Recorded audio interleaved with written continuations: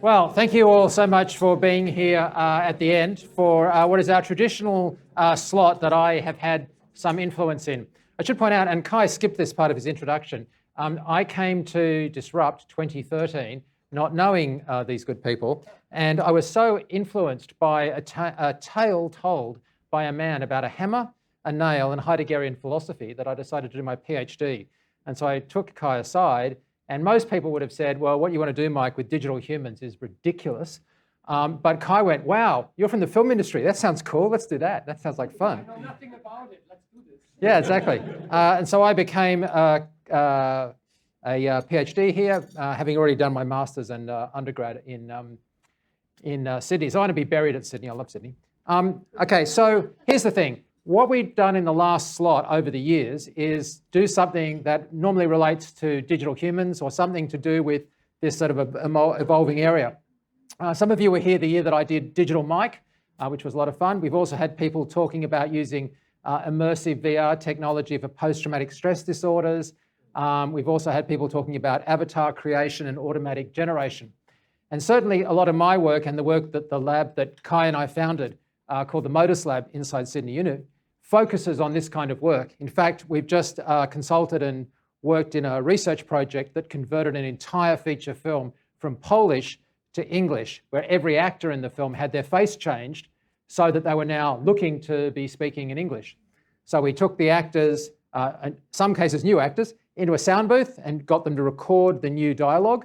And then we took the finished film and literally just swapped everybody's faces so they now were speaking in English. Now, in our case, in that film, we had 20 speaking parts, and 10 of those parts were done by the same original actors, out of respect to the actors and the process. But for 10 of them, we couldn't get or wouldn't get those original cast back, and so we just brought another actor in.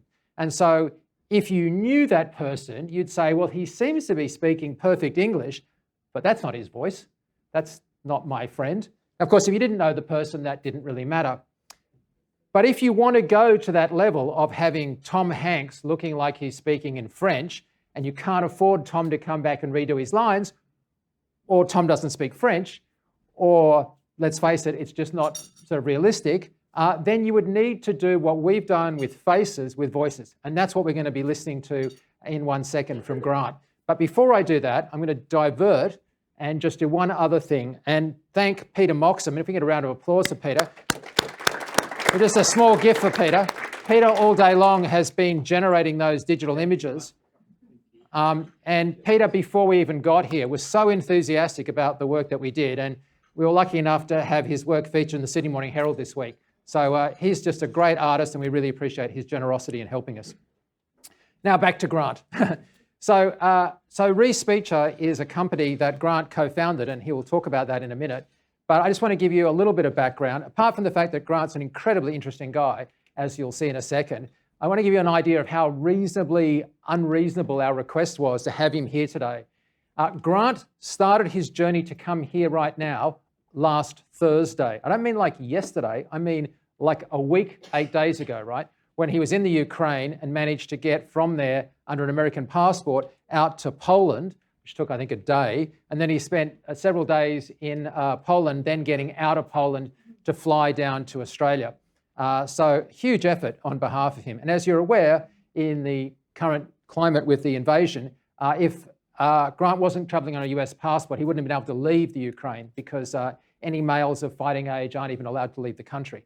So it's an incredible effort from him to do it. It's very, very generous. And we just can't be more thrilled to have him here.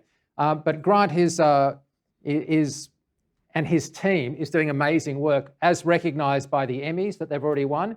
And if you've seen The Mandalorian, and I'm hoping you're going to show some more clips from that, he's done Luke Skywalker, Darth Vader, this kind of stuff. But enough of me talking about Grant's work. If you put your hands together for Grant and our final speaker, and then the bar will open.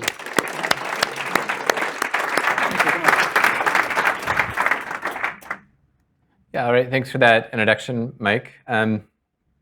Yeah, so I'll be mostly just showing a bunch of examples of our work and talking a little bit about the history of the company, not too much at all about the specific challenges that we've had, especially since February 24th. but I'm happy to talk about that stuff in questions. So the idea of the company is speech-to-speech voice cloning. So some people may know something about voice cloning in general. The idea is usually that you're trying to create the voice of a particular person. And usually it's done in a text-to-speech mode, which means that the input to the system is text. And then the system creates the entire performance in the desired voice. We've messed around a bit with text-to-speech, but the focus of our company is speech-to-speech, which means that the input to the system is an actor's performance, and you just change the voice. So a little bit of background about who I am and how I got into this in the first place. My background is in math and philosophy. I spent a really long time in grad school. I also was interested in computer science and in machine learning, and I kind of studied a lot of stuff that was not directly, part of my program. I got a PhD in philosophy in 2014 or thereabouts, and I decided I didn't want to immediately go into academia. I didn't look seriously for academic jobs at that time. Instead, I wanted to start a startup, and I decided with an old friend of mine to try to do this. He also was interested in that, and we spent quite a long time ideating and thinking about what would be a good idea. And we ended up doing something that was kind of a mix of, we thought it might be a good startup idea from a business perspective, but also it could be kind of a sort of a social good, or even something we might turn into a nonprofit if it didn't work out as a business. And that was to make a crowdsourced fact-checking site. So it's kind of like a cross between Wikipedia and some political fact-checking site. So we worked on that for a couple of years, basically in the run-up to the 2016 election in the US, where Trump was elected. And for a lot of reasons, it didn't work out. I think partly we got disillusioned with the whole idea of fact-checking.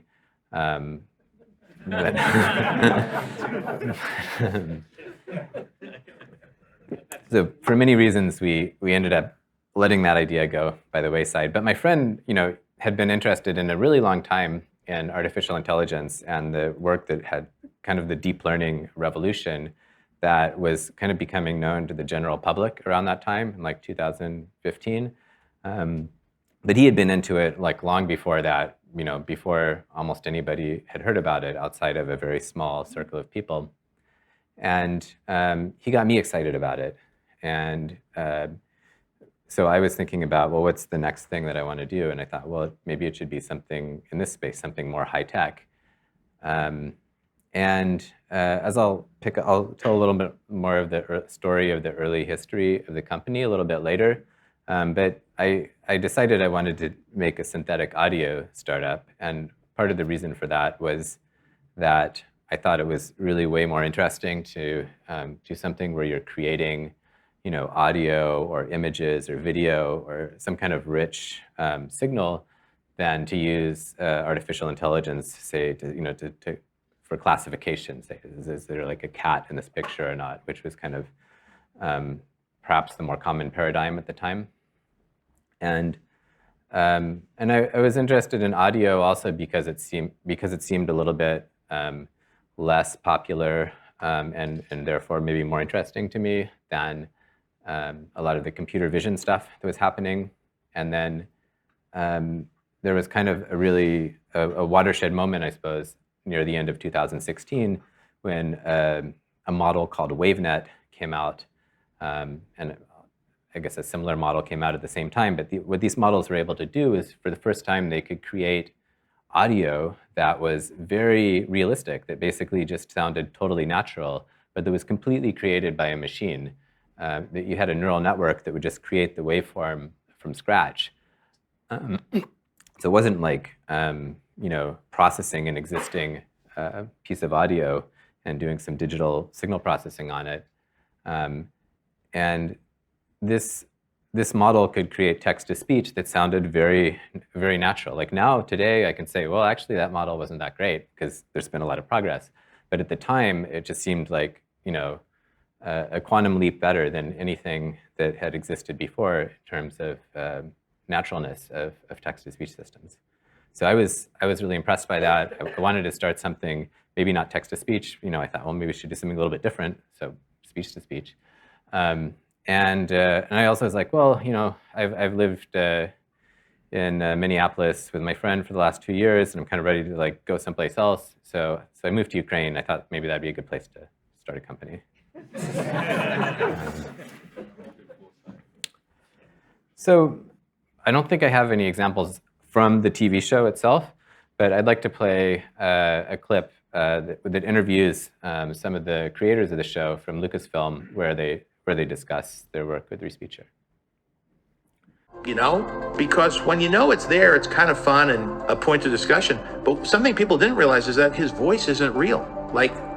His voice, the young Luke Skywalker voice, is completely synthesized using an application called Respeecher. It's a neural network, basically, you feed information into and it learns. So I had archival material from Mark in that era. We had clean recorded ADR from the original films, a book on tape he had done from one of those eras, and then also Star Wars radio plays he had done back in that time. And so I was able to get clean recordings of all that, feed it into the system, and they were able to slice it up and basically feed their neural network to learn this data. The computer is sampling sounds and tones from younger Mark Hamill and creating a performance that sounds like that Luke Skywalker. He is strong with the Force, but talent without training is nothing. So I guess Lucasfilm has been one of our oldest and most successful collaborations. And since The Mandalorian, we've worked on a couple of other shows, the Book of Boba Fett, and now Obi-Wan Kenobi. Now I'd like to show just another project that we did, I guess around the same time as we were working on The Mandalorian. This was for the Super Bowl, which is, I don't know if Australians know what the Super Bowl is, but it's like a major sporting event in the US. And there's a guy, Vince Lombardi, who is a famous football coach. And they decided they wanted to recreate Vince Lombardi. So they made a hologram of him. And he's going to say some lines, some things that Vince Lombardi actually said, but that there weren't recordings of. And for that, we did the audio. And that presented different challenges from The Mandalorian. So I'm happy to talk about any of these projects a little bit more. But let me just play a clip from that.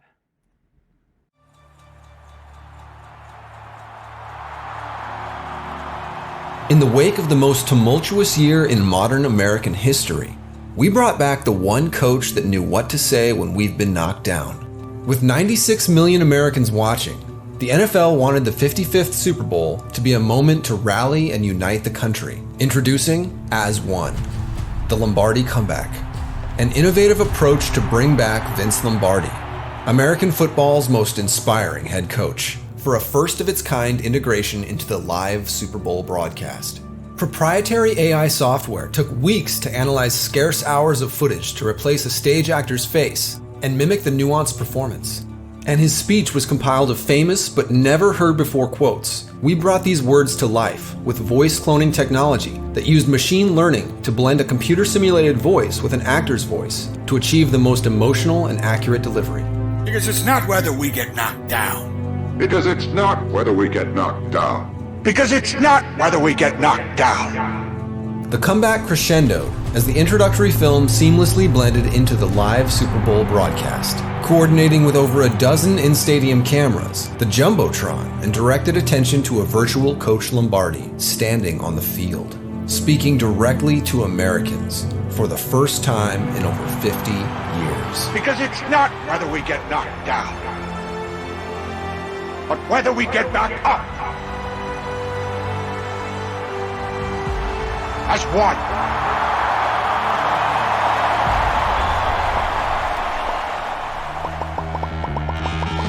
The nation found inspiration in Coach Lombardi's words, which helped account for 2.1 billion earned impressions and gave Coach Lombardi new life in American culture. Yeah, they partied hard in Tampa. One girl was so drunk she made out with the Vince Lombardi hologram. Bringing all of us closer together.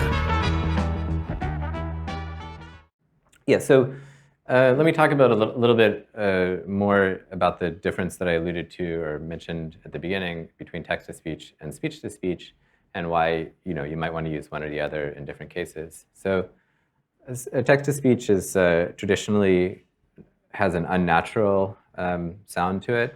I say traditionally because it's gotten really amazing recently, but speech-to-speech can still be more natural because it takes the prosody from a human being, so it doesn't have to make any prosody mistakes, whereas text-to-speech still will. Prosody, for people who are not familiar with this terminology, is kind of the rhythm of your speech. So it comprises, like, for instance, the way the pitch changes, the way the pitch changes and the rhythm and the stress, basically all of the aspects of your speech that are not how you actually pronounce something. And text-to-speech offers limited control over the performance. So you can maybe have some markup in your text-to-speech that says, say this in a happy voice or something. But with speech-to-speech, you can direct an actor. And I've listened to, when like the Lucasfilm people, they'll have an actor say the same line 100 times, and they'll give them all kinds of crazy directions, like think about your father when. I'm not thinking of any real examples now, and I don't want to get too deep into my subconscious, but there's a lot of creative control there. Text-to-speech is language dependent, so if you need to do a different language, you would need a totally different model, whereas with speech-to-speech, as you'll see, it's not language dependent. And text-to-speech systems often require more data because they have to learn this prosody, whereas speech-to-speech systems don't need to learn the prosody. But on the other hand, text-to-speech doesn't require human beings, and speech-to-speech does. For some applications, that's critical. And for some applications, for some applications, the input is speech, so you would just need speech, as we'll talk about later. Especially if you wanted to change your voice on a phone call, you need a speech-to-speech system and not a text-to-speech system. Whereas if you want your computer computer dialogue system to produce speech, then you need something more like text-to-speech. So how does it work? How do we work with clients? The first step is to get the permission to use the voice. So either from the person whose voice it is or from their errors, we need to make sure that we have permission. Then we need to get recordings of that voice. And we used to ask for an hour of speech, but we can actually work with much less now, maybe just 5 minutes or even less than that. But there is some sort of trade-off, that when you have a really small amount of data, that it can affect the quality. Then we train our deep learning models to do the voice conversion, and then we can convert new source data into a target voice. And the main business, there are some other markets for this technology that I'll talk about a little bit later, but the most important for us so far have been content creators, which means television, films, to some extent video games. So then dubbing and localization is kind of an aspect of that that's been maybe less central so far, because dubbing and localization tends to have very tight time frames, very tight budgets, and so it wasn't the first thing that we did. The first thing that we did was when people really cared about getting a particular voice that they couldn't get another way. And now that the technology has gotten easier and easier to use over time, we sort of moved down into more areas. So video games, advertisement, podcasts and audiobooks is a great example. We didn't used to be able to do audiobooks when we first started because the system would make too many pronunciation mistakes, and we'd have to tell our clients, we need you to record this 10 times, and then maybe we'll paste together parts that worked from 2 different takes. But now we can do audiobooks, and there will be some pronunciation mistakes somewhere, but it's few enough that it's okay. I think I'll skip the second and third columns. They're just sort of about, they're more geared toward people who are actual content creators who are kind of like thinking about the specifics like kids' voices. For instance, like if you were a filmmaker, you might know that like working with kids is annoying. So you'd be like, oh, I'm glad they have kids' voices. So ethics is something that we take very seriously. We don't allow, we have two main principles. One is not to allow any deceptive uses of the technology, and one is not to allow using voices without permission. So most of the bad uses of the technology, you're trying to like fool somebody, but that's not the case of all bad uses of the technology. Sometimes you might not be trying to fool anybody, but you just didn't have permission to use a voice. And that's important, both from a legal standpoint, that we'd be violating people's rights to privacy or rights to publicity if we use their voices without permission, and also because it's really as a company, the trust between us and the entertainment industry and actors is super important.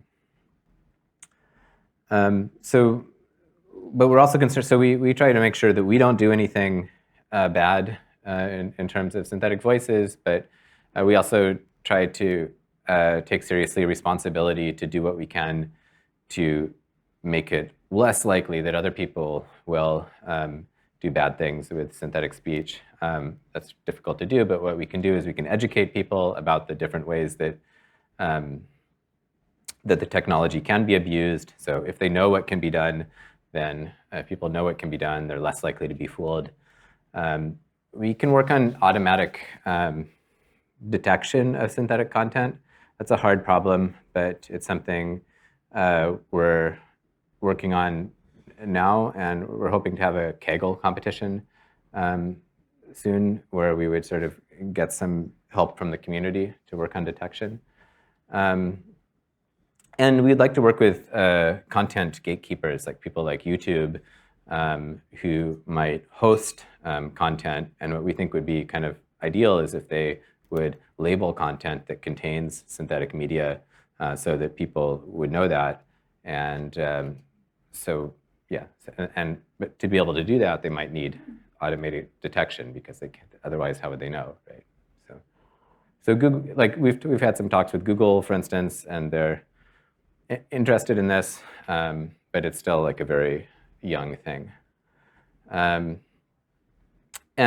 to stop our own system from being abused, we don't have a public API, and we have trust. We like check who our clients are, and we always need written consent for that we have the ability to use the voice. I'll talk a little bit later about our marketplace product, which is our attempt to kind of democratize the technology. And for that, this piece is like a little bit different because, well, we don't have trustworthy clients necessarily, for instance, because anybody can sign up. So we have to approach things a little bit differently. Let me show another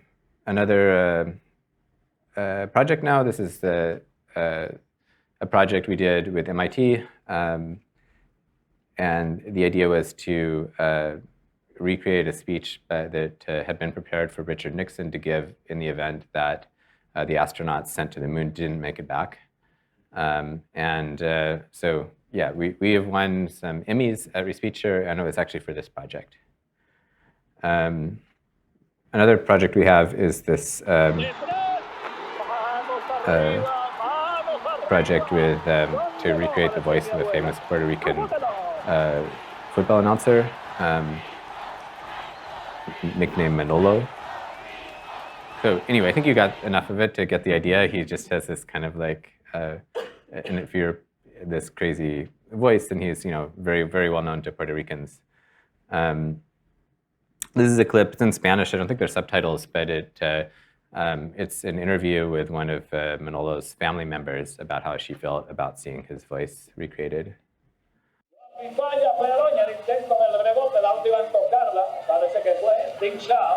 Sí, para ustedes es emocionante revivir a mi papá.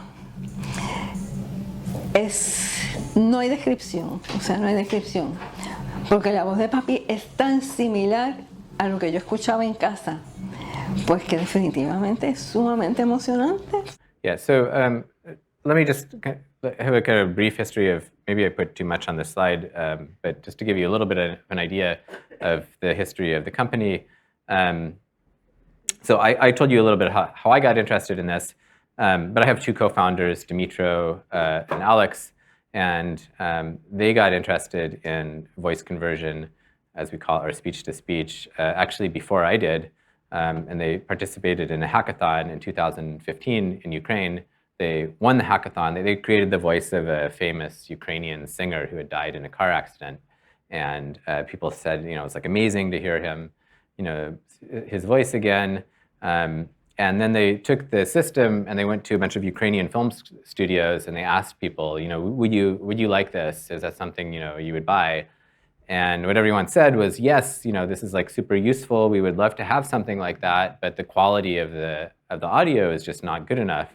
They were using they weren't using neural networks. They were using machine learning, but it was a classical machine learning system, and they used traditional vocoding techniques, and the sound just like wasn't there yet.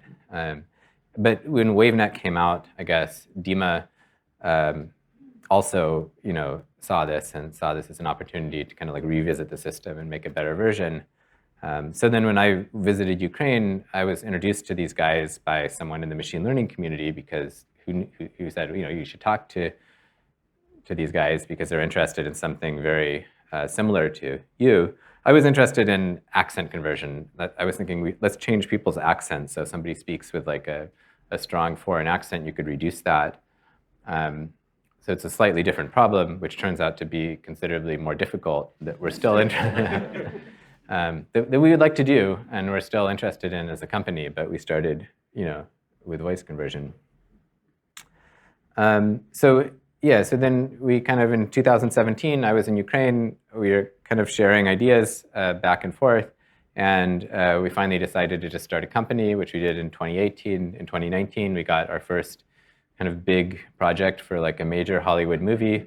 We went through the Techstars accelerator, and we raised money. And then in 2020, we had kind of a big technical development, which was the development of a non-parallel system. So originally, we needed people to record a source actor would have to say the exact same things that they had recordings of the target actor saying.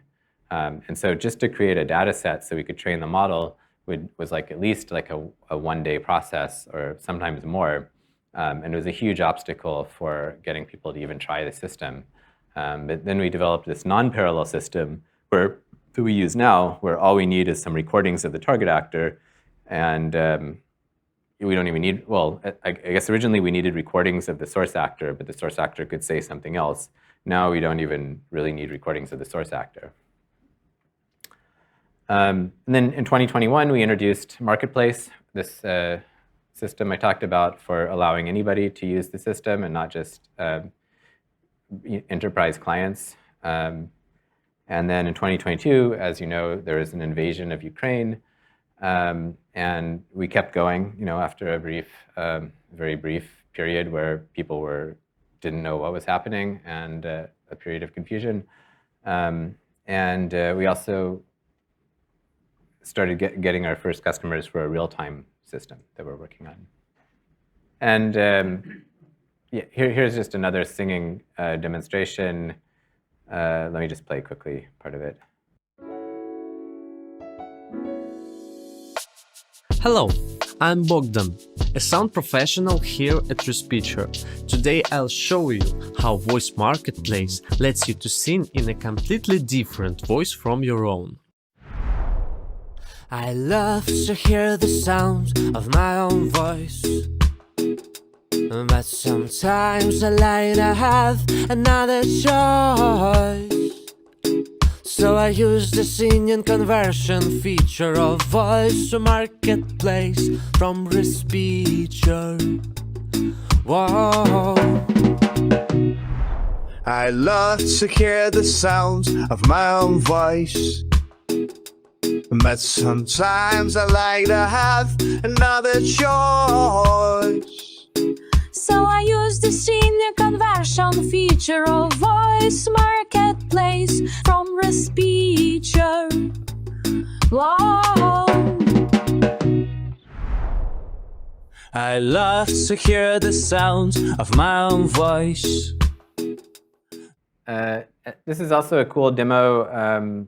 It's in German, so and with no subtitles, I think. That's but, okay. No problem. Okay. Both of us here. Yeah, but I think this is actually one of our customers did this for us just without us asking, and it's really cool. Hallo, ich bin Tom. Und ihr hört gerade meine Stimme, ist ja klar. Mit Voice Cloning haben wir allerdings auch die Möglichkeit, meine Stimme durch die Stimme eines anderen Menschen zu ersetzen. Wie sich das dann anhört und welche zahlreichen Möglichkeiten wir damit haben, das zeigen wir euch jetzt.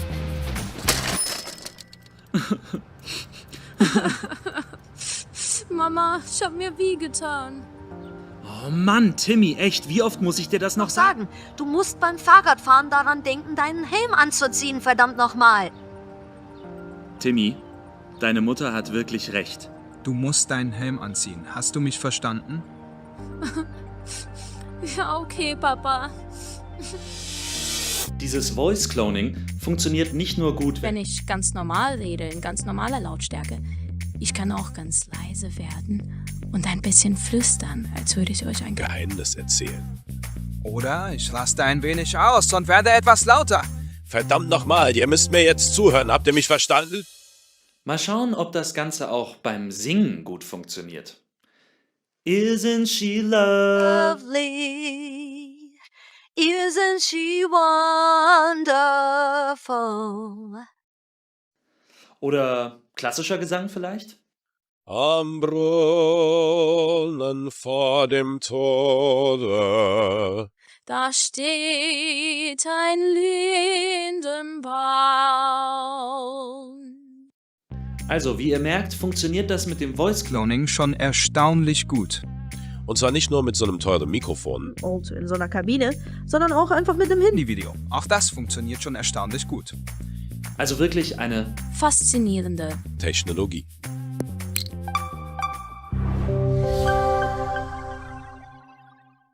Yeah, so this is just a little demonstration of how you can do cross-language conversion. So a lot of the stuff you've heard already has been cross-language in the sense that, like, the voices that Tom was using in that last video, were not voices necessarily of German speakers. Maybe none of them were. But here's a little video to show explicitly English to Spanish cross-language. Mr. and Mrs. Bucket and little Charlie Bucket slept in the other room upon mattresses on the floor. Por eso las personas del lugar se llamaban Cenicienta. Cenicienta apenas tenía amigos. Mr. and Mrs. Bucket and little Charlie Bucket slept in the other room upon mattresses on the floor. Por eso las personas del lugar se llamaban Cenicienta. Mr. and Mrs. Bucket and little Charlie Bucket slept in the other room upon mattresses on the floor. Por eso las personas del lugar... Mr. and Mrs. Bucket and little Charlie Bucket slept upon mattresses on the floor. Por eso las personas del lugar se llamaban Cenicienta. Cenicienta apenas tenía amigos. Mr. and Mrs. Bucket and little Charlie Bucket slept in the other room.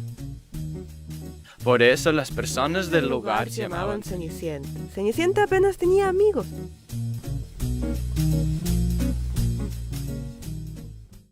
All right, perfect this time.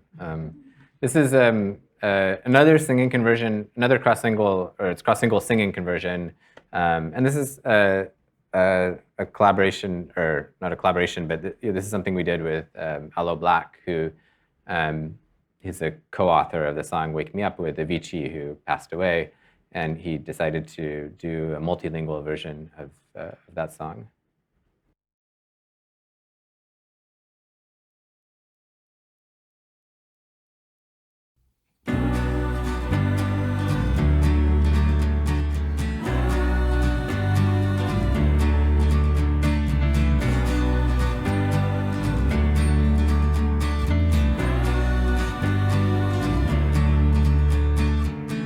The triangle here and the down low. 却被我心动指引。我见不到旅程的尽头，但是我依旧有自信。别人说我太腼腆，不懂我活着在梦里。也许我不要睁开我的眼睛，不过我永不着急。让我清醒，给我清醒，因为我懂在心上。Yeah, he does a couple other languages later, but anyway, he starts with Chinese. So yeah, I wanted to talk. So I mentioned this marketplace product we have. I'm not going to talk really in depth about that, but basically it's a SaaS product. You can sign up. Actually, if you want to go to marketplace.respeecher.com, you can sign up, get a free 3-day trial, and try the technology yourselves. The main limitation of Marketplace compared to our enterprise offering is that you can't create a particular voice and then use that particular voice. You have to use voices that we have in the system. And one of the reasons for that is this ethical issue that if we did allow you to create a particular voice, then we'd have to make sure that somehow that you had permission to use that.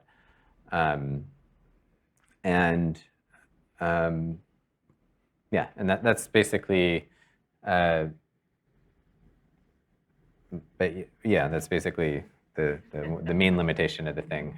And this is so anyway, it's something that we've had for about a year or so, but it's stayed kind of small, and we're now kind of in the process of really trying to scale that and to solve some of the problems with around, for instance, speed of conversion. If you try it, you'll notice that it takes like a couple minutes to get your conversion, and we want to speed that up. Another huge thing we have recently is real-time conversion. So that means that you can use the system like on a telephone call or something, yeah, so for that, obviously we need the conversion speed to be very fast and to work in a streaming mode. So here's an example of a telephone call between two Respeecher employees sort of demoing that system. Sure, let's start. All right, so what you're hearing now is my normal voice, my actual voice, because I'm just using the microphone feedback. So let me switch over to a different voice. And what about our male voices? Let's try those. Yes. So one of our male voices is Gregory, your old friend Gregory. Do you like? Oh, let me try. Let me do this. 1, 2, 3, 4, 5. Yes, we see Gregory can whisper, and he can go very moody and high, and very happy. Hey, I'm Gregory. I'm super happy. I think I told you that my conversions work pretty well with Gregory and Bilbo. By the way, let's try Bilbo. No problem. I'm a different guy now. Hey, my name is Bilbo. Bilbo, yeah. So as you can see, Bilbo can also sing. And let's do some like a more familiar melody. Mm-hmm. Like, oh, say, can you see? And this one didn't play out very well, did it? Well, that's okay, I believe. We'll cut that away. Sure. Okay, how about fly me to the moon? Mm-hmm. Let me play among the stars. Mm-hmm. Okay, so my name is Samantha, and Frank Sinatra is my favorite So anyway, singer. there's a lot more to explore there. I'm not going to play the entire video, but I want to finish with a more serious application that we have, which is to try to use the technology to help people with certain voice problems. So we're starting trials of using kind of basically our existing system. We're also trying to adapt it to make it work better for people who do have voice problems. And we're kind of starting with people who have larynx problems, like especially people who have like a laryngectomy, and then they speak either using an electrolarynx. It actually works best with the electrolarynx, which is a device that you hold and that kind of like artificially creates vibrations. But this woman doesn't have an electrolarynx. She has what's called a tracheoesophageal prosthesis, which is more challenging for us because the vibrations are kind of like less regular. But anyway, I'll show you anyway how it works with her. Yes. When the sunlight strikes raindrops in the air, they act as a prism and form a rainbow. The rainbow is a division of white light into many beautiful colours. These take the shape of a long round arch with its path high above and its two ends apparently beyond the horizon. There is, according to legend, a boiling pot of gold at one end. People look, but no one ever finds it. When a man looks for something beyond his reach, his friends say he is looking for the pot of gold at the end of the rainbow. So I'll read it again, yes?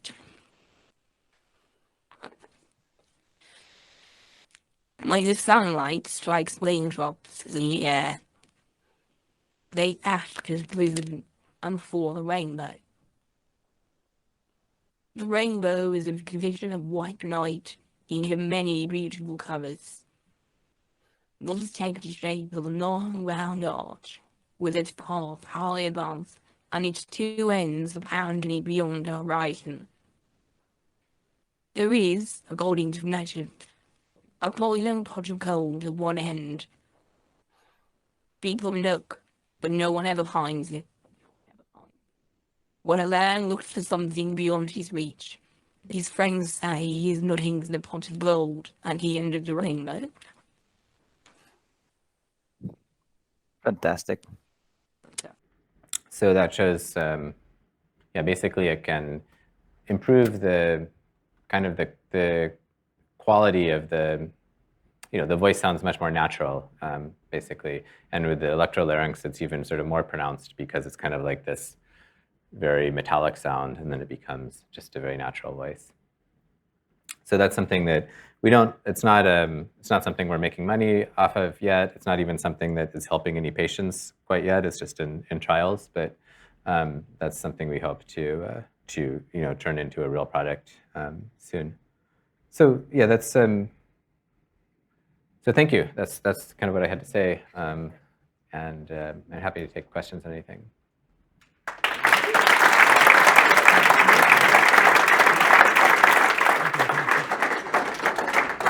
Thank you, Grant.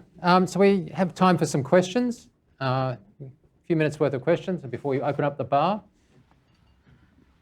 We're very interesting across languages, but how do you deal with accents? Like, I mean, in Spanish, and maybe we have some native speakers here, but like, could you hear the person? Was it an accent, or does it just disappear because of the way the mathematics of the waves works?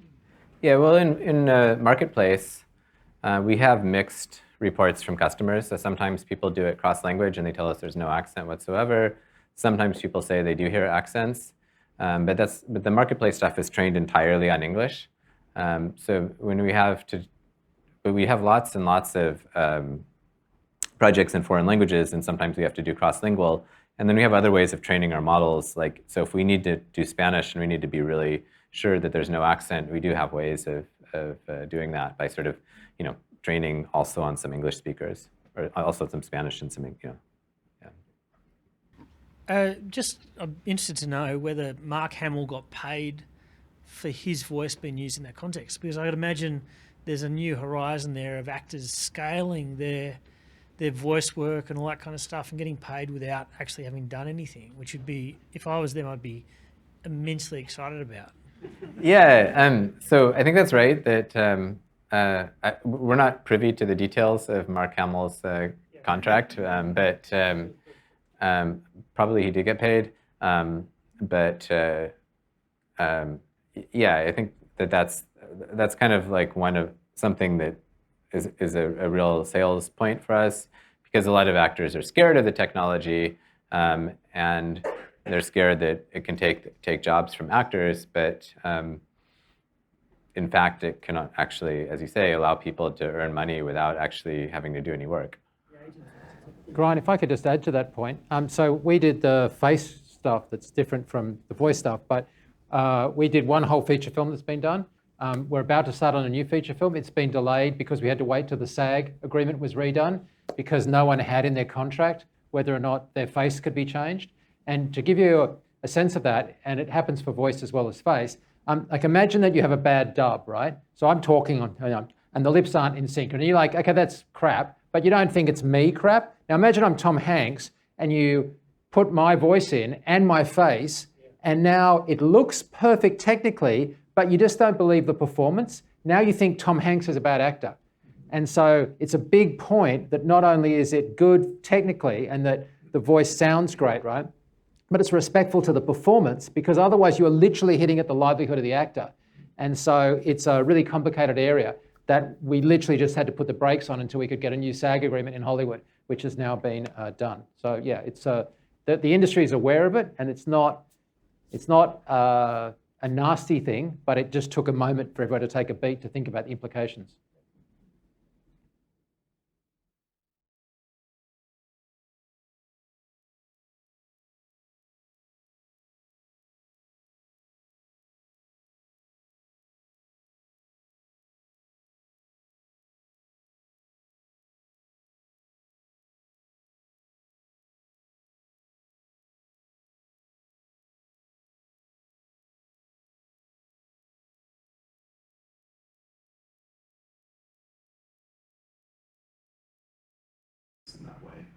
Yeah, we're looking at stuff like that. I mean, one issue with the laryngectomy patients is that they often don't have a proper F0, so they don't have good control over their pitch.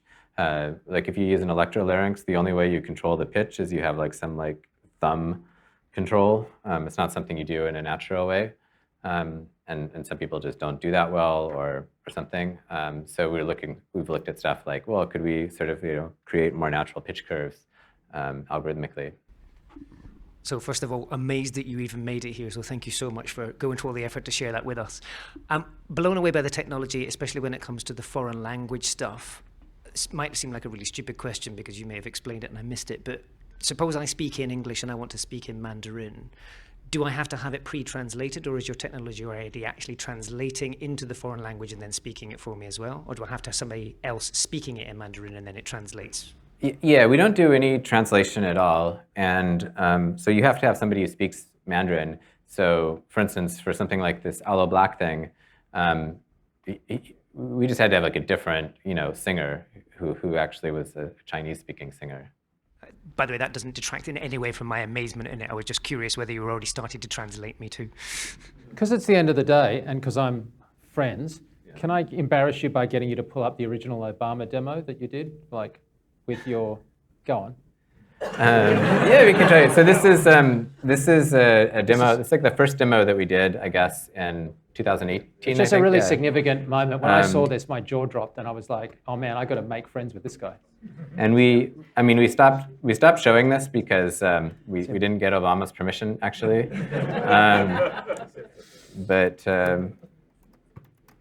And this will also show you. This is the old parallel system.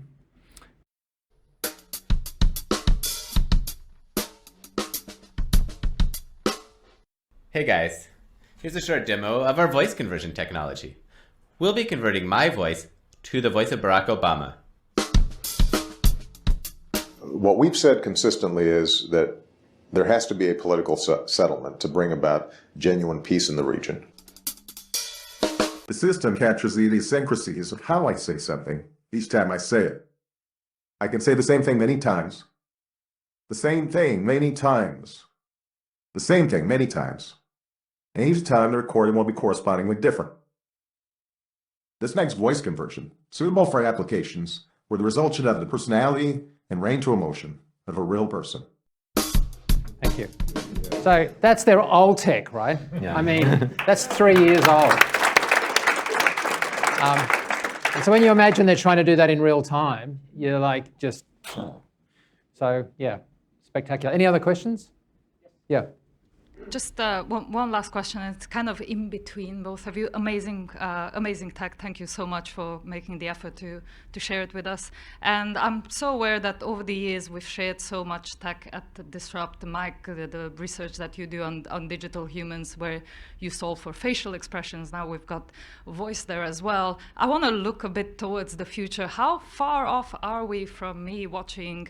I think it's on Prime, the new Lord of the Rings, and being able to watch it in German, but with the right facial expressions and the same actors' voices and so on.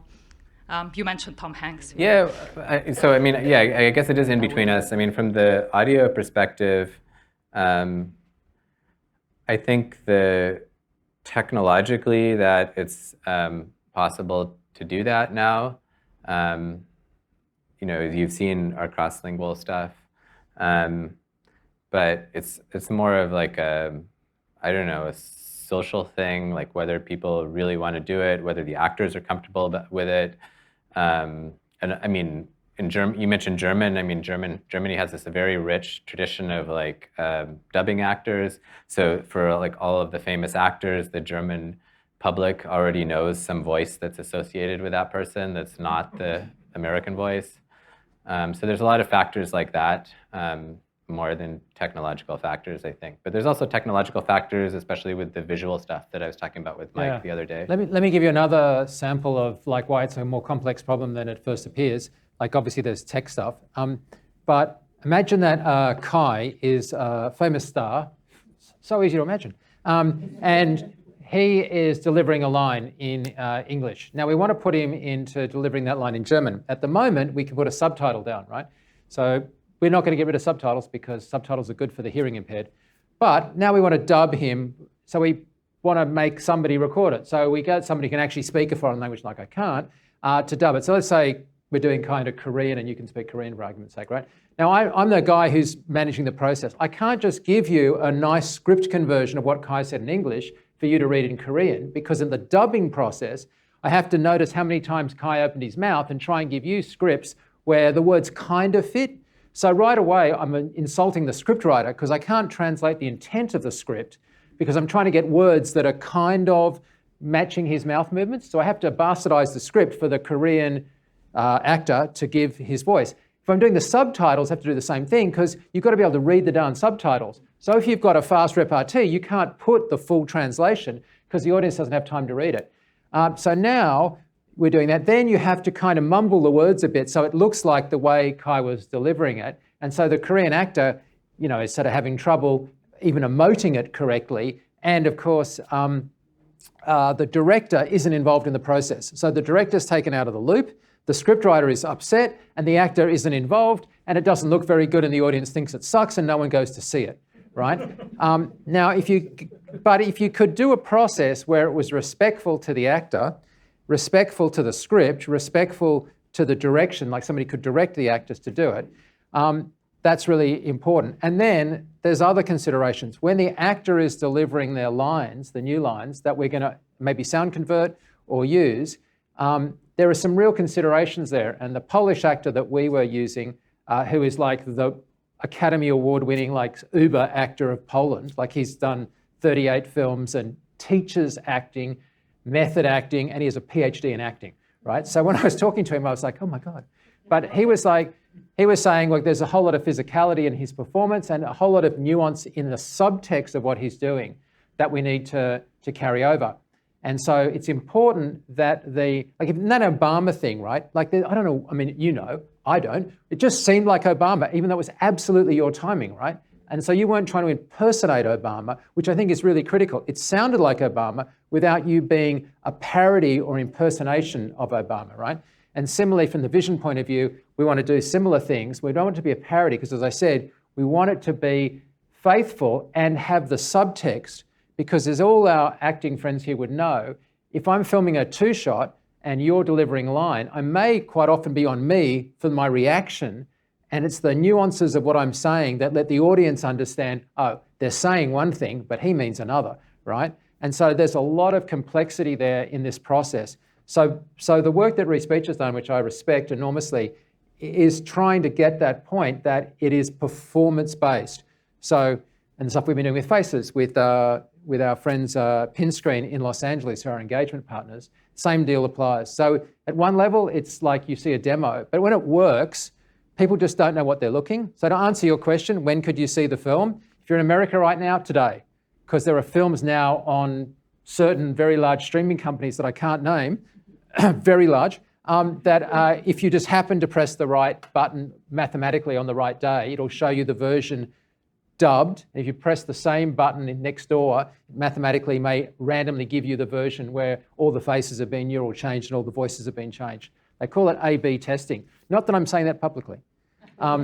So I guess the takeaway from this is the incredible tech that you guys are doing with machine learning is in the shadow of respect for the performance, respect for the script writers, the director, the subtext, and all these other things that go to being like what we care about. Would you want to add to that or agree? I hope you'd agree. I would mostly agree, yeah. I'm curious about your thoughts around your colleagues. You mentioned that they're thinking, some might have thought about picking up arms. And then the question from Sandra around the opportunities and the amazing technology that we see today. Curious around your thoughts around weaponizing this technology and what does it mean in the current climate when something like that can happen, when someone in Ukraine might pick up not an arms but a technology of this nature and use it. Yeah, I mean, I guess we think more broadly around like abuse potential of the technology. I didn't really get into all the different ways that the technology can be abused, but there's a number of categories. So there's, maybe you're thinking about sort of fake news, which is kind of one category of abuse we think about, where you sort of try to make somebody think that maybe a politician said something that they didn't. And that's one category of abuse. I mean, one deceptive category. Another category in the sort of deceptive bag would be fraud. So the synthetic speech has been used to impersonate like the CEO of a company and say, hey, I need you to wire $100,000 to such and such bank account right away. And that's happened. So I mean, I don't know. I guess maybe I lost the thread of the question though. So I mean, these are things we worry about, and what can be done about it. Can I twist it back and say the deception also works the other way? Like there are companies, we've actually talked about them here at the conference in earlier years, that have set up to make policewomen appear to be young children. And they go on the internet, and the first one of these pulled in 1,000 pedophiles worldwide, because the pedophiles know that they had to switch their cameras on to know that they're not talking to an adult, and they don't trust just pitch correction on the audio. And so they produce policewomen who are obviously over the age of 18 that impersonate prepubescent children who are then on the internet, and then the predators get them to switch the cameras on, and it appears like they're who they aren't, and of course this allows them to correctly prosecute these people that are otherwise preying on children. So it's a complex issue, but we are out of time, and I want to say thank you so much, Grant, and if we can. Thank you, Grant. Thank you.